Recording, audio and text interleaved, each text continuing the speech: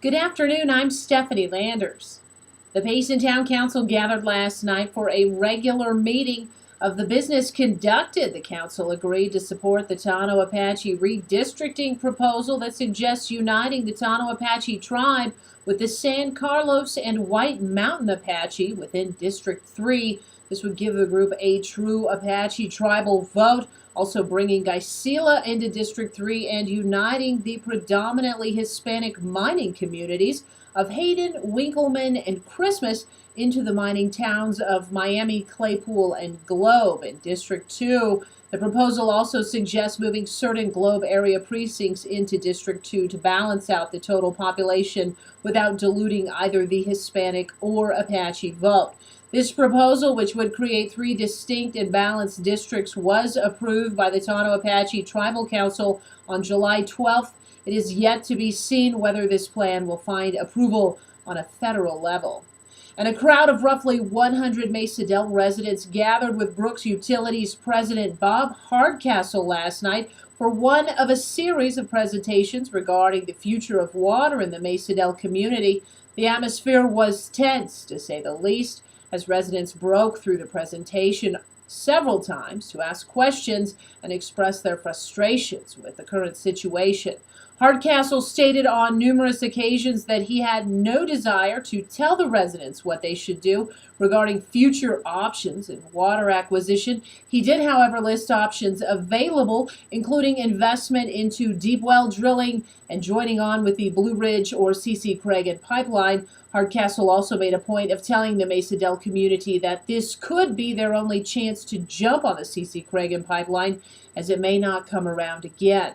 Hardcastle had little concrete information for the community's questions, stating that he would have all financial information available by the 25th of August, the final date of this 3-meeting series. He encouraged the community to take time and think hard about how they want to move forward with their collective future in water before the next meeting in August. He also mentioned on numerous occasions that bringing the C.C. Cragen pipeline through Mesa Del could offer the people a, quote, town of Payson lifestyle, this assumingly devoid of water shutoffs and heavy fines. In other news, as of 8 o'clock this morning, fire restrictions have officially been lifted across the Tonto National Forest.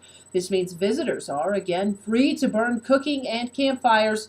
Please continue to exercise caution when using fire in our beautiful area, and remember to completely extinguish your campfire before leaving it behind. On that note, Payson officials are pleased to announce a significant lessening of fire dangers within and around Payson town limits. This has prompted fire officials to lift fire restrictions within the town limits. This applies to building open fires, campfires, or recreation fires. On the other hand, it's still necessary to obtain a permit from the fire department for any brush burning within the town of Payson. For a fire permit, you can contact the Payson Fire Department at 928-474-5242, extension 300.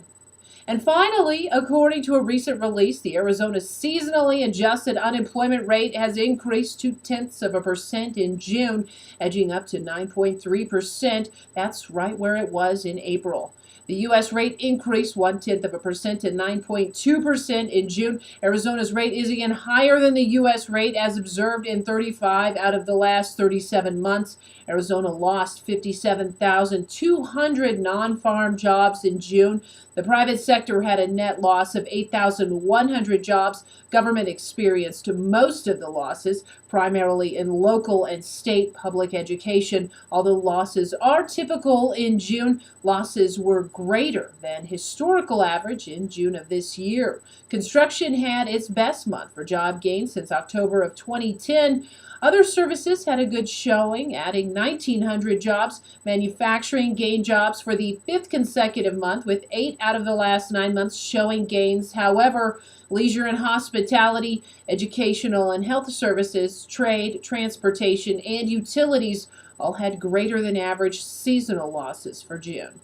Thanks for listening to 1420 KMOG. I'm Stephanie Landers with your KMOG News.